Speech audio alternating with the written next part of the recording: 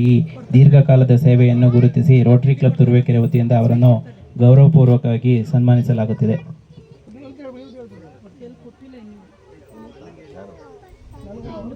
ಹಾಗೂ ಮತ್ತೆ ಸುಮಲತಾ ಮೇಡಮ್ ಅವರು ಸಹ ಪಟ್ಟಣ ಪಂಚಾಯತಿಯಲ್ಲಿ ಸುಮಾರು ವರ್ಷಗಳಿಂದ ಸೇವೆ ಸಲ್ಲಿಸಿ ಅವರ ಸೇವೆಯಲ್ಲಿ ಯಾವುದೇ ಕಾರ್ಯನಿಷ್ಠೆ ಆಗದಂತೆ ಅವರು ಇಷ್ಟು ದಿನ ಕೆಲಸ ನಡೆಸ್ಕೊಂಡ್ ಬಂದಿದ್ದಾರೆ.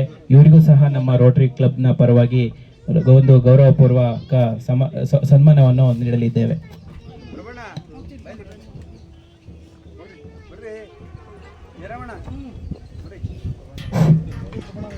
ಯೋಗಾನಂದ್ ಅವರು ಸೈನಿಕರು ಹೇಳಿದ್ರು ದೇಶ ಸೇವೆ ಯಾವ ರೀತಿಯಲ್ಲಾದ್ರೂ ಮಾಡ್ಬೋದು ಅಂತ.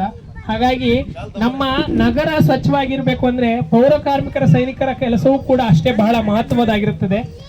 ಗಡಿಯನ್ನ ಕಾಯಲಿಕ್ಕೆ ನಮ್ಮ ಸೈನಿಕರಿದ್ದಾರೆ, ನಮ್ಮ ನಗರವನ್ನ ಸ್ವಚ್ಛವಾಗಿಡ್ಲಿಕ್ಕೆ ನಮ್ಮ ಪೌರ ಕಾರ್ಮಿಕರಿದ್ದಾರೆ.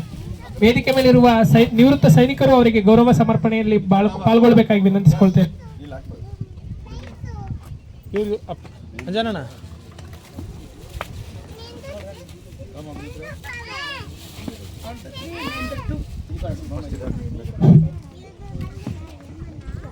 ಏನ್ ವಿಶೇಷ ಅಂದ್ರೆ ಸೈನಿಕರನ್ನ ದಿನನಿತ್ಯ ನೋಡ್ಲಿಕ್ಕೆ ಆಗೋದಿಲ್ಲ, ಆದ್ರೆ ಪೌರ ಕಾರ್ಮಿಕ ಸೈನಿಕರನ್ನ ನಾವು ದಿನನಿತ್ಯ ನೋಡ್ಬೋದು.